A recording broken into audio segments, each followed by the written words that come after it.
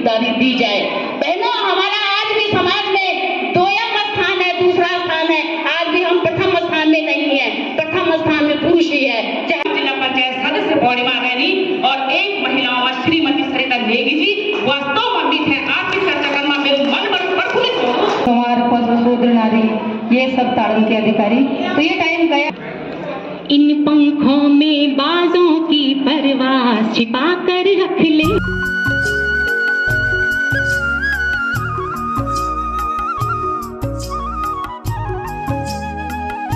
इस तरह का प्रोग्राम, तो यह आप और हमारा प्रोग्राम है, समस्त मातृ शक्ति का प्रोग्राम है। आप लोग देख सकते हैं, ये कोई राजनीतिक प्रोग्राम तो बिल्कुल नहीं है। इसको दिल और दिमाग से बिल्कुल निकाल देना। बस आप लोगों के बीच में रह के अगर कुछ कर पाऊँ आप लोगों के लिए तो वो मेरा सौभाग्य होगा। एक बार ताली मेरे लिए बजा दो। बहुत बढ़िया। उसने महिलाओं की जो छवि है, उसने जो उसकी आत्मा है, उसको झंझोरा। चिंगारी सुनगारी के आगे बढ़ी, आपका भी स्वाभिमान है, आपकी भी प्रतिष्ठा है, बढ़ो आगे, हिम्मत मत हारो। उसने कहा मैंने ये नामांकन इसलिए किया कि महिलाओं के अंदर उसके स्वाभिमान की मैंने ज्वाला को जलाया है। समझ गए आप? अब आप और हम तो इस आजाद दुनिया में जी रहे हैं, कोई दिक्कत नहीं है। 50% आरक्षण महिलाओं को आज मिला हुआ है यहाँ, क्या दिक्कत है? अब तो कोई दिक्कत नहीं है ना। लेकिन तब सोचो उन महिलाओं ने जिन्होंने अपने घर आत्महत्या कर दी, नदियों में कूद गए। तीनू रोमेली जैसी महिला हमारे इस पहाड़ में हुई है, जिसने अपनी गर्दन काट दी अपने क्षेत्र की रक्षा के लिए। वो है महिलाएं, वो थी महिलाएं। आप और हम क्या है उनके सामने?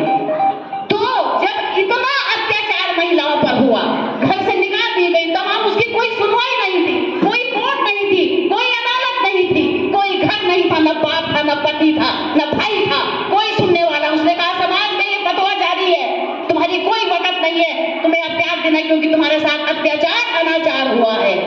धीरे धीरे जब इस तरह की महिलाएं ने आगे आना शुरू करा, हिम्मत से पुरुषों के साथ में कदम मिला करके तमाम युद्ध लड़े, तब समाज ने बोला कि नहीं, महिलाओं को आगे आना चाहिए।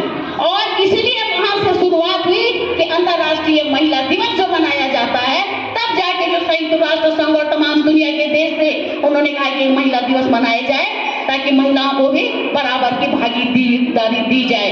बहनों, हमारा आज भी समाज में दोयम स्थान है, दूसरा स्थान है। आज भी हम प्रथम स्थान में नहीं है, प्रथम स्थान में पुरुष ही है। चाहे वो पिता के रूप में हो, चाहे वो पति के रूप में हो, चाहे वो बेटे के रूप में हो, चाहे वो दामाद के रूप में हो, वो किसी भी रूप में हो, लेकिन वो नंबर 1 है। और हम आज भी स्त्री को दोयम दर्जा है, दूसरा ही स्थान है हमारा। अभी भी हम आगे नहीं है। घर में हम कितना चिल्ला ले, कुछ भी कर ले, लेकिन समाज में हमारा आज भी इतनी तरक्की के बाद भी, जब इंसान धरती के नीचे समुद्र की गहराई से लेकर के आसमान अंतरिक्ष के अंदर चला गया है, तब भी महिलाओं का दूसरा ही स्थान है। तो इसलिए मनाया जाता है कि महिलाओं सोचो अपने बारे में, एक हो, एकता के साथ में आगे बढ़ो। जो प्रतिभा तुम्हारे अंदर छुपी हुई है, उस प्रतिभा को बाहर निकालो और मिलाओ पुरुष से कंधा मिला करके इस पुरुष की जो आधिपत्य है, इसको समाप्त करके उससे आगे बढ़ो तुम। और महिलाओं ने वो साबित किया है कि चाहे हवाई जहाज चलाना हो, चाहे राष्ट्रपति प्रधानमंत्री बनना हो, चाहे वो किसी खेल की दुनिया हो जहाँ पे पुरुष का आधिपत्य था, वेट लिफ्टिंग का काम है, बॉक्सिंग का काम जो पुरुष तैयार करते थे, कुश्ती का लड़ने का काम है, जो केवल पुरुष का आधिपत्य, महिलाओं ने अपने झंडे गाड़ दिए दुनिया में और दिखा दिया कि हम पुरुष से कहीं किसी उसमें कम नहीं है और हमें पुरुष के बराबर का हिस्सेदारी मिलनी चाहिए। वही कारण है कि राजनीति में आज भी महिलाएं विधानसभा, लोकसभा तमाम के अंदर आरक्षण मांग रही है कि 33% हमें आरक्षण दो। समझ रहे हैं आप हम कहां पर खड़े हैं? पुरुष क्यों नहीं मांग रहा है? विधानसभा, लोकसभा के अंदर चाहे कांग्रेस की सरकार हो, चाहे भाजपा की सरकारें हो, किसी में ये दम नहीं है कि वो इस आरक्षण को लागू कर दे। किसी भी सरकार में ये ताकत नहीं। क्यों? आपने देखा लोकसभा में, मेरी बहनों को शायद नहीं होगा भी, किसी को भी ये मालूम कि जब ये प्रस्ताव आया था, कांग्रेस की सरकार थी, कहा 33% आरक्षण महिलाओं को मिलना चाहिए, तो जो महिलाएं सांसद थी वो तो तैयार हुई। मैं एक बार पुनः बोलूंगी अपनी जिठानी जी को कि ये बिल्कुल यहाँ पे पार्टी की बातें ही नहीं, पार्टी की बात नहीं है ये, तुम भी समझ रहे, पार्टी की बात थोड़ी सबको बोल रही, ऐसा थोड़ी है। अगर समझ ही नहीं पा रही हो कुछ तो 33% आरक्षण में पुरुषों ने पता क्या बोला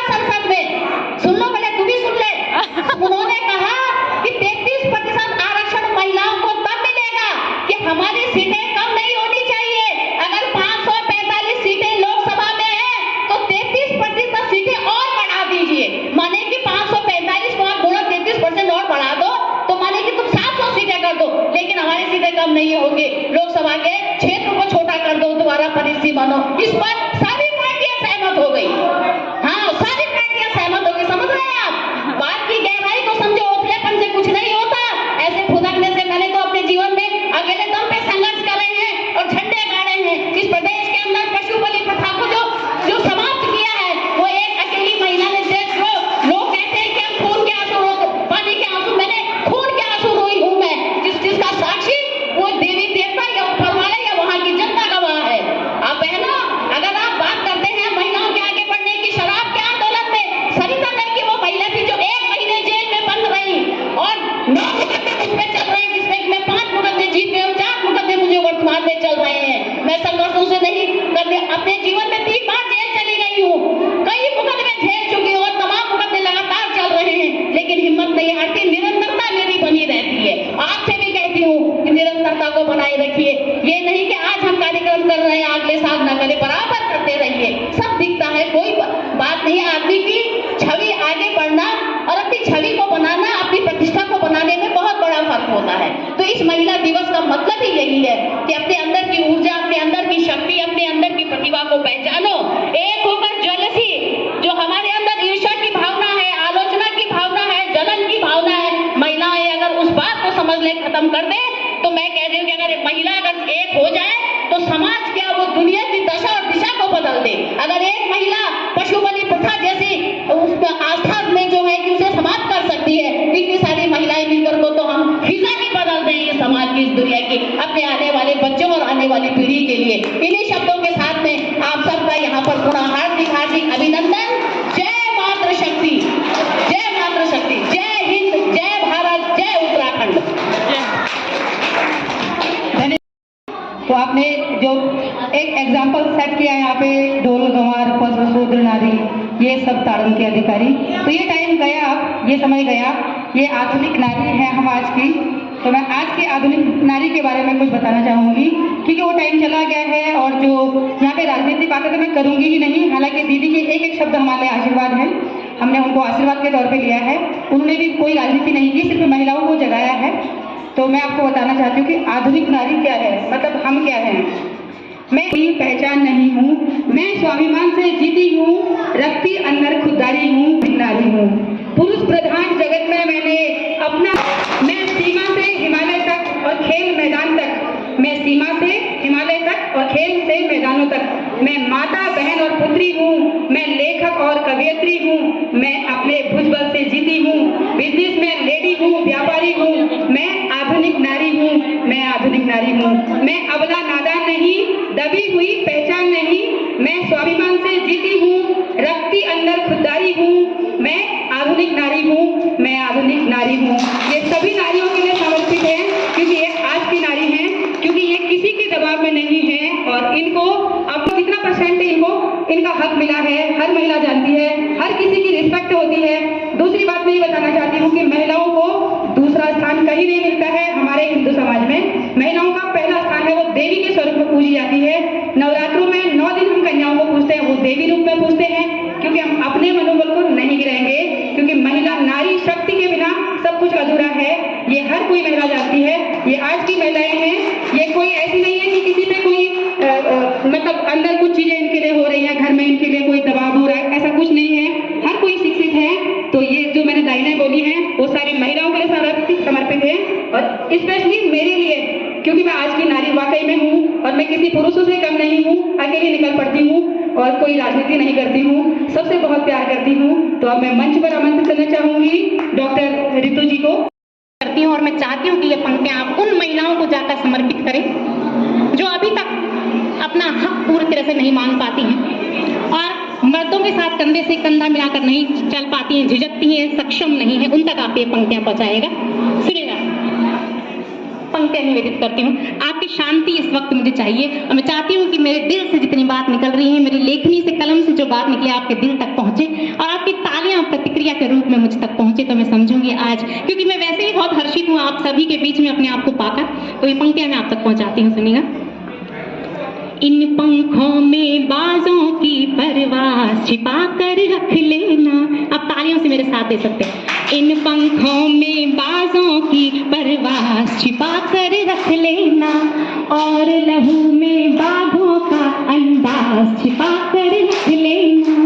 इन पंखों में बाघों की परवास छिपा कर रख लेना और लहू में बाघों का अंदाज छिपा कर रख लेना।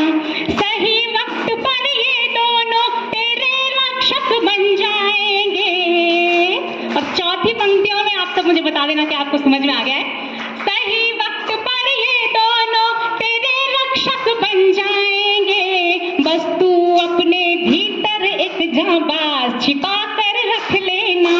बस तू अपने भीतर एक जाबाज छिपा कर रख लेना। बहुत आभार और मैं चाहती हूँ कि एकता हमेशा आपकी बनी रहे।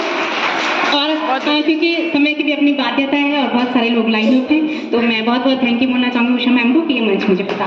Thank you. कोई रोक भी नहीं सकते और मैं पूछ सकी राजनीति लेकिन हम लोग बोला एक दूसरे से कन के पछड़ हम थे एक दूसरे से पछड़ो थे भोम समाजवाद जना तो हम थे यो बीच की ये दीदी तुम्ही धवा मिल छे ना वो भी होली मिलन कार्यक्रम छ ते बिल्कुल मैं मानदू कि राजनीति छ और राजनीति करण कोई गलत बात नहीं छ।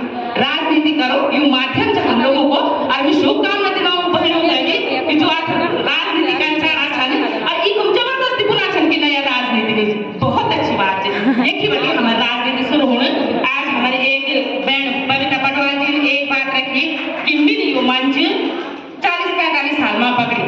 अगर वो हमारी वही बहन नगर पालिका अध्यक्ष बन गई तो कम से कम इधर आत्मग्लानि तो नहीं होली मिल बनबे यार उस प्राण ले होली मिलन कार्यक्रम करवे छ और वहां में मिल माइक पट सकबे हाथ इन निको वाला आज जरा इन रही दूसरा दिन बहुत निकट है चला तो ये हमारा बहुत बड़ा सौभाग्य है। लेकिन इतना जरूर बोलो अपने बहनों थे कि बिल्कुल हम लोग चाहे किसी क्षेत्र में काम करें, हम राजनीतिक क्षेत्र में काम करें, हम सामाजिक क्षेत्र में काम करें, हम शिक्षा के क्षेत्र में काम करें, लेकिन हम लोग अवश्य कुछ न कुछ करने वाले जैसे हमारा आपसे तालमेल बना और हम लोग लुप्त नहीं हुआ। मैं एक ग्राम सभा प्रधान छो और तुम मिगड़ो में बोलो तुम सभी के लिए मैं नगरों में छो मैं ग्रामीण छो इले मिगड़ो तुम बोलो छो मैं से कैसे कोई आपत्ति नहीं थी और मैं भी थे रात मेरो और इन भी इले मिगड़ो में बोलो छो कि कोई नहीं सोचा कि मधु फुकसाल क्या नगर पालिका ना गलत बात है। लेकिन यो आप लोग हर साल में विगत दूसरी बार प्रथम कार्यकाल में अगर गांव में और 8 साल में तो लगातार होली मिलन कार्यक्रम करवा वेगेनी और आप लोग यकीन नहीं कर लिया मैं ये मंच का माध्यम से अपनी सम्मानित सरिता नेगी जी थे वो वक्तव्य में बहुत ही सुंदर लगू वास्तव में अगर काफी जिक्र हो दो तो एक मात्र जगह मेरा जेठ रतन सुनील मंगाई जी जो पूर्व जिला पंचायत सदस्य बॉडी में गई और एक महिलाओं में श्रीमती सरिता नेगी जी वास्तव में भी थे आपकी चर्चा करना मेरे मन पर प्रफुल्लित हो कि वास्तव में हमारा हर महिला का भीतर हुआ उद्देश्य ना वो वक्तव्य वो हर महिला में कि हम लोग एक दूसरे की बातों को जवाब दे सके। हम लोग पार्टी से जुड़े था क्या तो कोई नकार नहीं सकते मैं भारतीय जनता पार्टी में जुड़ी हूँ मैं महिला मोर्चा जिला अध्यक्ष हूँ मैं जब चाहूँ मैं अपनी पार्टी बात करूँ आप चले आप हम कांग्रेस से बात करें लेकिन आज भी टूट दुखा समझे जब आज थे वक्तव्य करने आ दो अगर आप बोले कि मोदी के कानून कर अगर मैं जड़ी नहीं कि मोदी के कानून बोल कर बैठे हमेशा वक्तव्य वो आदमी करता है जिसको नॉलेज हो जो आदमी जान जो भी आदमी वक्तव्य भी कर दो इलाई आज अभी तक में मोसो जब तक है थोड़ी सी कम भीड़ से तब तक जब हूं तो राजनीति माहौल ना जब गांव में 3-4 लोग रहने तो कुसा तक की फलाड़ू नीचे और जब भैर बड़ी देश बड़े लोग और बढ़ तब टोली चल शुरू हो गए उन्हीं में धीरे धीरे माहौल बनी पहले हम 4, 6, 10, 12, 20 महिला साथ हम फर्स्ट क्लास डांस करना था कमर खोल बोली की जब हम अन्य तो लोग आई तुम आया फिर एक राजनीति शुरू होगी लेकिन सच में बहुत बढ़िया भाजपा कांग्रेस ये सब चीज बात नहीं पहले हम आप महिला और मैं महिला हम तो सबसे पहले आप हमें देखना कि आप भी बीच हम जो भी छो छेज की बीच मैं गलत नहीं बोल क्या मां बहन अगर मेरी बात गलत लग रही